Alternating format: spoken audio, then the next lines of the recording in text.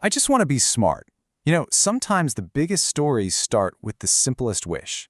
And this wish, from a character named Charlie Gordon in the incredible story Flowers for Algernon, is what kicks off a journey that's, well, it's both amazing and absolutely heartbreaking. Hey everyone, today we're going to dive into the story of Flowers for Algernon by looking at some of the powerful words that bring Charlie's journey to life. We're going to follow along with him, and as we do, we'll unpack the meaning of these words and see just how unforgettable his story really is. So let's get into it. All right, every great journey has a starting point. And for our story, it begins with a character who feels like he's on the outside looking in, just holding on to this one really powerful hope. So, our hero, Charlie, he starts out in a state of ignorance. Imagine feeling like the whole world is speaking a language you just can't understand. That's him. But he has this dream of becoming an intellectual, someone who gets the big ideas, who can have deep conversations. And that dream, that's the engine for this whole story. So, what's his motivation? What's pushing him? It's this deep, burning desire to just fit in, to get the jokes, to read the books, to be seen as smart, and to feel like he belongs. And this motivation is so strong that it's going to push him to take a massive risk. And that risk, it comes in the form of this radical, mind-blowing experiment that promises to change absolutely everything. This is where his world and his mind literally start to unfold. He takes 3 huge steps to make this happen. First, he signs a petition, which is basically a formal written request, saying, "Pick me, give me a chance." Then a neurosurgeon, a super specialized brain doctor, actually agrees to do it. And finally, the experiment itself, a surgery that could grant his deepest wish. So what does the surgery actually do? It targets his cerebral convolutions. Okay, to get this, picture your brain is like a crumpled up map of the world. All those tiny folds and wrinkles, those are the convolutions. That's where all the knowledge is stored. The whole idea is to smooth out that map and unlock everything inside. And if the folds on that map are the mountains and hills, then the fissures are the deep valleys and rivers in between. The surgery is designed to carve these fissures even deeper, creating brand new superhighways for his thoughts and ideas to race along at incredible speeds. So, the big question, did it work? Oh boy, did it work. Just take a look at this. His IQ score, which is a way to measure intelligence, doesn't just go up a little bit, it absolutely skyrockets. The experiment is a massive, unbelievable success. But here's the thing, this change wasn't like flipping a light switch. It was progressive. That means it happened bit by bit in stages. Every single day, Charlie would wake up a little smarter, his mind just growing and expanding, kind of like a skyscraper being built floor by floor, higher and higher into the sky. And we're not talking about a small adjustment here. This change was truly significant.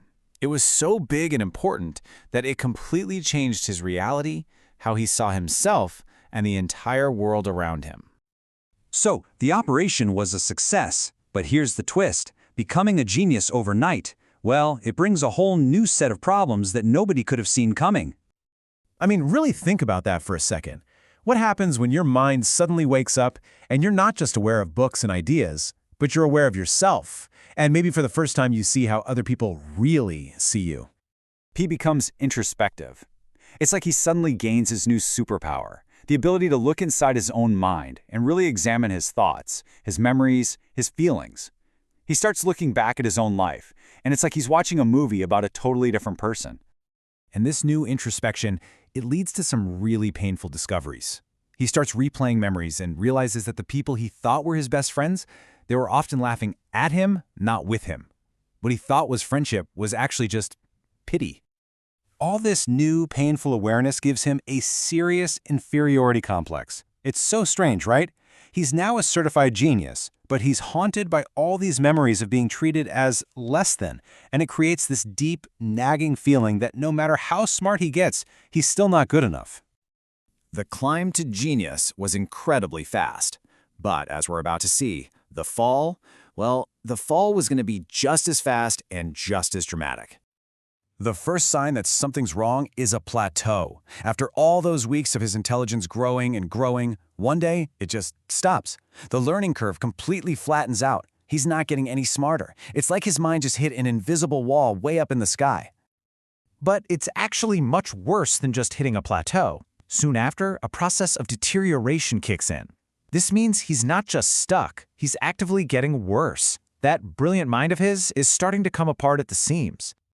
The whole thing collapses in 2 stages. First, there's instability. That skyscraper of his mind starts to wobble. His thoughts get jumbled.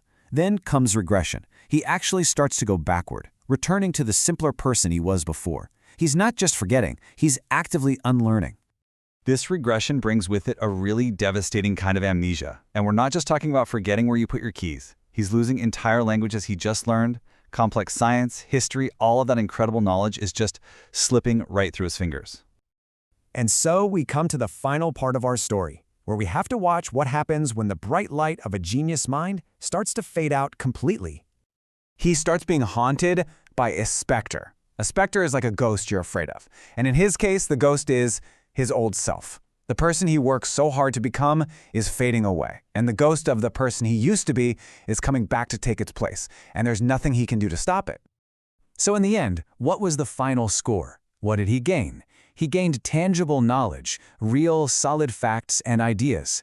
He gained a new consciousness, a new way of seeing the world. And what did he lose? Tragically, he lost everything. And Charlie's story leaves us all with this massive, tough question. Is it better to have had this incredible mind and then lose it all, or to just live a simple life and never even know what you were missing? It's a question about what it really means to be happy, and it's something that sticks with you long, long after you finish the story.